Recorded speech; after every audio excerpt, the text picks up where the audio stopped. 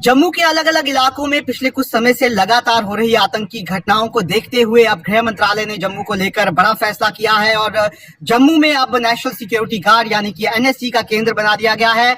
क्या है पूरी खबर, उसके बारे में आपको बताएंगे। इसके बाद आपको बताएंगे कि जो इलेक्शन कमीशन है वो देश के 4 राज्यों में खाली पड़ी 6 राज्यसभा सीटों के लिए चुनाव करवाने जा रहा है, लेकिन फिलहाल जम्मू कश्मीर की जो 4 राज्यसभा की सीट्स है उस पर चुनाव नहीं होगा। और आखिर में आपको बताएंगे कि सीएम उमर अब्दुल्ला ने 1 महीना पूरा होने पर अपनी उपलब्धियों की लिस्ट जारी की थी, लेकिन अब जम्मू कश्मीर के मुख्य विपक्षी दल बीजेपी ने उनकी सारी उपलब्धियों को खारिज कर दिया है। इन सब खबरों पर विस्तार से करेंगे चर्चा। आप देख रहे हैं जमहूरियत की बात।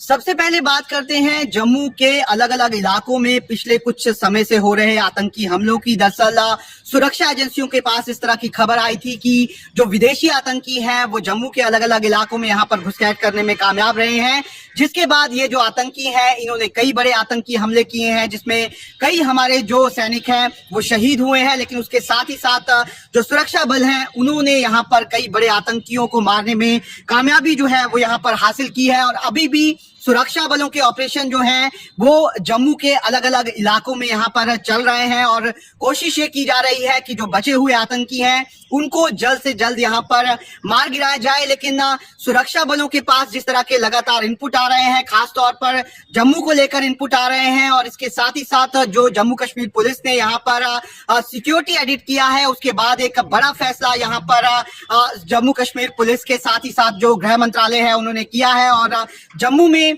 अब यहाँ पर नेशनल सिक्योरिटी गार्ड यानी कि एनएसजी का एक केंद्र जो है वो बना दिया गया है। और अब एनएसजी के जो कमांडो हैं वो अब जम्मू में ही यहाँ पर तैनात रहेंगे। इससे पहले देश के अलग अलग हिस्से हैं जहां पर एनएसजी के ये केंद्र जो है वो बने हुए हैं, लेकिन जब भी जम्मू कश्मीर में किसी भी तरह का कोई बड़ा हमला होता था तो एनएसजी के कमांडो को दिल्ली से या फिर चंडीगढ़ से बुलाना पड़ता था, जिसमें काफी समय जो है वो यहाँ पर लग जाता था। इसके साथ ही साथ अगर हम बात करें तो जम्मू कश्मीर पुलिस ने अभी हाल ही में यहाँ पर सिक्योरिटी एडिट किया है, खास तौर पर यहाँ पर जो अलग अलग इंफ्रास्ट्रक्चर है, इसके साथ ही साथ जो सिक्योरिटी इंस्टॉलेशन है और जो यहाँ पर ऐसे सेंसिटिव एरिया है जहां पर आतंकी हमले हो सकते हैं, उसको लेकर एक पूरा सिक्योरिटी एडिट जो है वो किया गया है। और उस सिक्योरिटी एडिट के बाद जम्मू कश्मीर पुलिस ने इन आतंकियों से निपटने के लिए जो प्लान बनाया है उसमें भी एनएसजी जो है वो एक बड़ा पार्ट जो है वो यहाँ पर तय करने वाली है। ऐसे में अब गृह मंत्रालय के अप्रूवल के बाद एनएसजी का केंद्र जो है वो जम्मू में बना दिया गया है। और अब जितने भी ऑपरेशन होंगे उन ऑपरेशंस को यहाँ पर स्पेशल ऑपरेशन ग्रुप जो है जम्मू कश्मीर पुलिस का और जम्मू कश्मीर पुलिस वो यहाँ पर करेंगे। लेकिन अगर जम्मू कश्मीर पुलिस को यहाँ पर जरूरत महसूस होती है कि उन्हें एनएसजी को बुलाना है तो तुरंत ही एनएसजी को यहाँ पर बुला लिया जाएगा और एनएसजी उस ऑपरेशन में यहाँ पर हिस्सा जो है वो लेगी। लेकिन अगर हम बात करें नेशनल सिक्योरिटी गार्ड की तो देश में ऐसे कई बड़े यहाँ पर हमले हुए हैं जिसमें नेशनल सिक्योरिटी गार्ड ने यहाँ पर बड़े आतंकियों को मार गिराया है और कई बड़े हमलों को होने से यहाँ पर बचाया है। ऐसे में इसी को देखते हुए नेशनल सिक्योरिटी गार्ड्स को जम्मू में तैनात कर दिया गया है। और अभी हाल ही में जो अखनूर का भट्टल इलाका है वहां पर एक बड़ा आतंकी हमला हुआ था और उस आतंकी हमले में 3 आतंकी जो है उनको सुरक्षा बलों ने मार गिराया था। और पहली बार एनएसजी को वहीं पर उस अटैक के दौरान वहां पर देखा गया था और एनएसजी जो है वो भी वहां पर पहुंची थी। ऐसे में अब जो एनएसजी है वो जम्मू में यहाँ पर 24 घंटे तैनात रहेगी और जब भी जरूरत होगी उसी समय एनएसजी कमांडो जो है वो किसी भी जगह पर किसी भी घटना स्थल पर जो है वो पहुंच जाएंगे। अगर हम बात करें जम्मू कश्मीर में सिक्योरिटी की तो जम्मू कश्मीर के लेफ्टिनेंट गवर्नर जो है उनकी लगातार यहाँ पर जो जम्मू कश्मीर पुलिस के डीजीपी हैं और दूसरी सुरक्षा एजेंसियां हैं और जो वरिष्ठ अधिकारी हैं जम्मू कश्मीर पुलिस से उनसे उनकी बैठकें हुई हैं और उसमें उन्होंने साफ तौर पर निर्देश दिए हैं कि जो भी यहाँ पर आतंकी हैं और जो उनके मददगार हैं उनके खिलाफ यहाँ पर कड़े कदम जो है वो उठाए जाएं। और उसी को देखते हुए ये न्यू सिक्योरिटी ग्रिड जिसे कह सकते हैं वो अब जम्मू कश्मीर में यहाँ पर बना दी गई है। और अब कोशिश यहाँ पर यही है कि अगर जो आतंकी है वो किसी तरह के बड़े हमले को अंजाम देने की कोशिश करते हैं तो मिनटों में यहाँ पर जो एनएसजी की टीम जो है वो भी यहाँ पर पहुंच जाए। अगर हम बात करें पिछले कुछ समय की, तो ऐसा देखा गया है कि जो सुरक्षा बल है उनके आतंकियों के खिलाफ ऑपरेशन यहाँ पर काफी तेज हो गए हैं। नवंबर के महीने में भी सुरक्षा बलों को काफी बड़ी कामयाबी मिली है और 1 दर्जन से ज्यादा आतंकियों को यहाँ पर मारा गया है। ऐसे में अब जिस तरीके से जो ये विदेशी आतंकी हैं वो यहाँ पर आने में कामयाब हुए हैं और लगातार वो कोशिश कर रहे हैं कि कोई बड़ा हमला यहाँ पर करें, उसी को देखते हुए एक नई स्ट्रैटेजी, एक नए यहाँ पर जो Jammu Kashmir police security plan बना रही है, उसके तहत जो एनएसजी है वो भी अब जम्मू में यहाँ पर आ चुकी है। और अब कोशिश यही है यहाँ पर जम्मू कश्मीर पुलिस की कि जो आतंकी जो जम्मू कश्मीर में आने में कामयाब रहे हैं, खासतौर पर जो जम्मू के इलाके हैं जिसमें डोडा, किश्तवाड़, उधमपुर, कठुआ और साथ ही साथ राजौरी पुंछ के इलाके हैं, उनमें जो बचे हुए आतंकी हैं उनको जल्द से जल्द मार गिराया जाए। और अगर इन ऑपरेशंस में यहाँ पर जम्मू कश्मीर पुलिस को एनएसजी की जरूरत पड़ती है तो अब एनएसजी का केंद्र जो है वो जम्मू में बन चुका है और एनएसजी के कमांडो जो है वो पल भर में भी किसी भी जगह पर यहाँ पर पहुंच जाएंगे।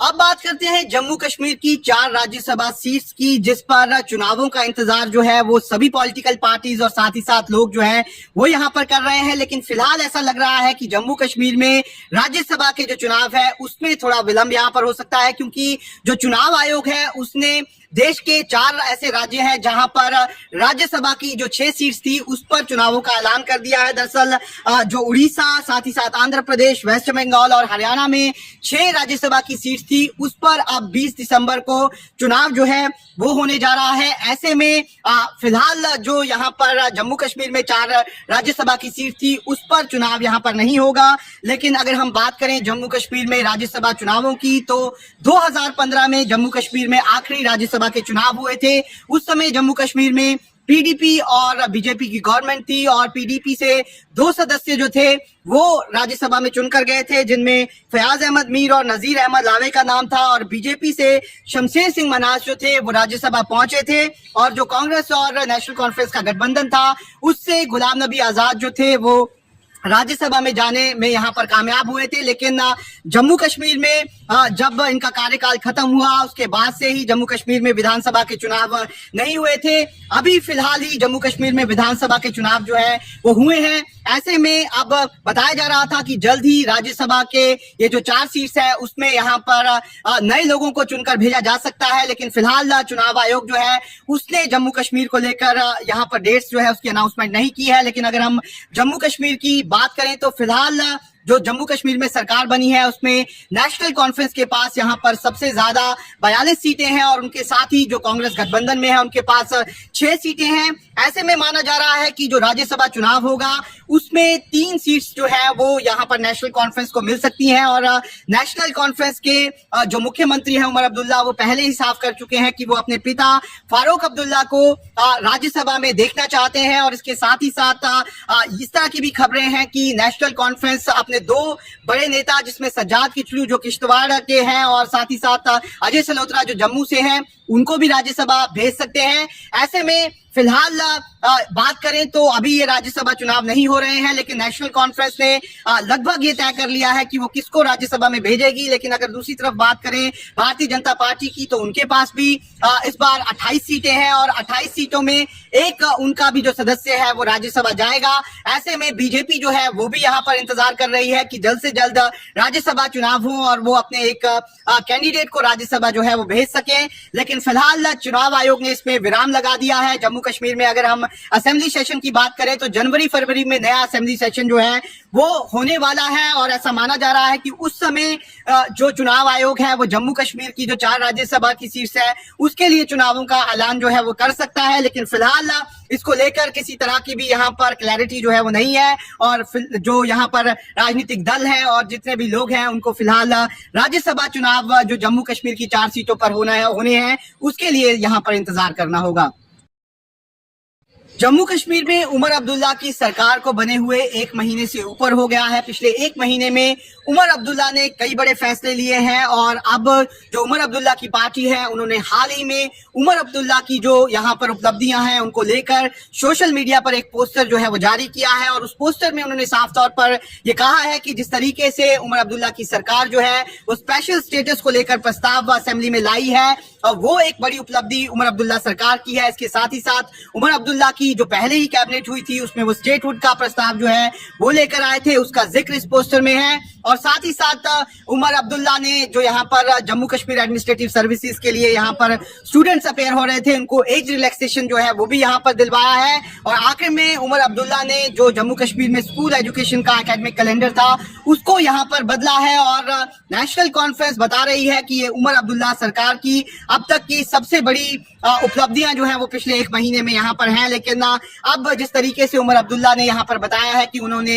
ये उपलब्धियां पिछले एक महीने में हासिल की हैं, उसको लेकर बीजेपी ने उमर अब्दुल्ला पर कटाक्ष किया है। और बीजेपी ने साफ तौर पर कहा है कि उमर अब्दुल्ला जिस चीज की बात कर रहे हैं, खास तौर पर स्पेशल स्टेटस और 370 की बात, उसे जम्मू कश्मीर के लोग जो हैं वो पहले ही रिजेक्ट कर चुके हैं। इसके साथ ही साथ बीजेपी ने यह भी कहा है कि जो स्टेटहुड का मुद्दा है वो कहीं ना कहीं सेंटर को करना है। ऐसे में जो उमर अब्दुल्ला की सरकार है उसमें उनका कोई रोल जो है वो यहाँ पर नहीं है। और जो एज रिलैक्सेशन उमर अब्दुल्ला ने दिया है उस पर भी बीजेपी का कहना है कि लेफ्टिनेंट गवर्नर की मंजूरी के बाद ये एज रिलैक्सेशन जो है वो दिया गया है। ऐसे में उमर अब्दुल्ला ने जो अपनी उपलब्धियां एक महीने की यहाँ पर गिनवाई है उसे बीजेपी ने खारिज कर दिया है। और इन उपलब्धियों को लेकर और जिस तरह से बीजेपी ने इस पर रिएक्शन किया है उसको लेकर हमने जम्मू कश्मीर की पूर्व मंत्री और साथ ही साथ बीजेपी की वरिष्ठ नेता प्रिया सेठी से बात की है। क्या कहा है प्रिया सेठी ने, आप लोग भी सुनिए। जम्मू कश्मीर में उमर अब्दुल्ला की सरकार को बने हुए एक महीने से ज्यादा हो गया है और एक महीने के बाद उनकी जो पार्टी है उन्होंने सोशल मीडिया पर एक पोस्टर रिलीज किया है जिसमें उन्होंने अपनी 4 बड़ी अचीवमेंट्स जो है वो बताई है। इस पर बात करने के लिए हमारे साथ प्रिया सेठी हैं जो बीजेपी के वरिष्ठ नेता हैं और पूर्व मंत्री भी हैं, उनसे बात करते हैं। मैम, एक महीना पूरा हो चुका है सरकार को, क्या लगता है आपको जो सरकार दावा कर रही है कि ये 4 बड़े काम उन्होंने किए, आपको लगता है दिख रहे हैं वो काम उन्होंने? लगता है जिस तरह से उन्होंने एक महीना भी किया, अभी थोड़ा टाइम होता है किसी की सरकार अपनी कमिटमेंट से खड़ा उतरना, लेकिन फिर भी जो उनका पहला सेशन रहा वो बियॉन्ड एक्सपेक्टेशंस था। जिस तरह से वो रेजोल्यूशन को लेकर आए, 370 के रेजोल्यूशन को लेकर आए और कहीं ना कहीं जो एक सुप्रीम कोर्ट में चीज चली गई है जिसका उनके ऊपर हक ही नहीं है, मुझे लगता है उस चीज को उन्होंने कहीं ना कहीं मिराज जैसा क्रिएट करने की कोशिश की श्रीनगर वालों के लिए कि हाँ देखो, या पाकिस्तान के लिए श्रीनगर में हम कह सकते हैं, लेकिन पाकिस्तान वालों के लिए एक मिराज हमने जरूर क्रिएट करने की कोशिश की कि देखो हम 370 के दोबारा से पक्ष में, जबकि आधा जम्मू जो आपका आधा स्टेट है बीजेपी को इसीलिए वोट किया और ज्यादा वोट किया, 1 लाख ज्यादा वोट एनसीसी हम लोगों ने लिए और वो पक्षदार है कि तो 370 गया है और 6 के लिए गया। अगर वो तो अचीवमेंट मांग रहे हैं उससे अपने, अब वो क्या करते हैं, वो अचीवमेंट कहते हैं कि आप प्रस्ताव करते हैं। अगर सुप्रीम कोर्ट के वर्डिक्ट को लेकर यही गए थे ना सुप्रीम अपेक्स कोर्ट में, जहाँ इन्होंने कहा था कि ये कॉन्स्टिट्यूशनली नहीं हुआ है, लेकिन उन्होंने उसको बहुत तरीके से उनको जवाब भी दिया कि बहुत कॉन्स्टिट्यूशनल तरीके से जो है इसका रेस्टोरेशन जो है इसको रिवोक किया गया है 370। इसका मतलब वो सुप्रीम कोर्ट के वर्डिक्ट को नहीं मानते। फिर एपेक्स जो आपका कॉन्स्टिट्यूशन का जो सबसे बड़ा मंदिर है पार्लियामेंट जिसमें ये पास होता है, राज्यसभा में पास होता है, ये उसके वर्डिक्ट को भी नहीं मानते। ये क्या दिखाना चाहते हैं कि हम किसके साथ हैं? लेकिन स्टेटहुड का जो प्रस्ताव है वो उमर अब्दुल्ला लाए हैं, आप उस क्योंकि वो भी एक अचीवमेंट बता रहे हैं, आप लोग उसके साथ है, स्टेटहुड मिलनी चाहिए जम्मू कश्मीर। स्टेटहुड क्यों नहीं मिलेगी? हमारे प्रधानमंत्री जी ने, हमारे होम मिनिस्टर साहब ने बार बार ये जम्मू कश्मीर के अंदर के लिए उनका एक स्पेशल प्लेस है, उन्होंने बार बार कहा है कि स्टेटहुड जो है हम देंगे।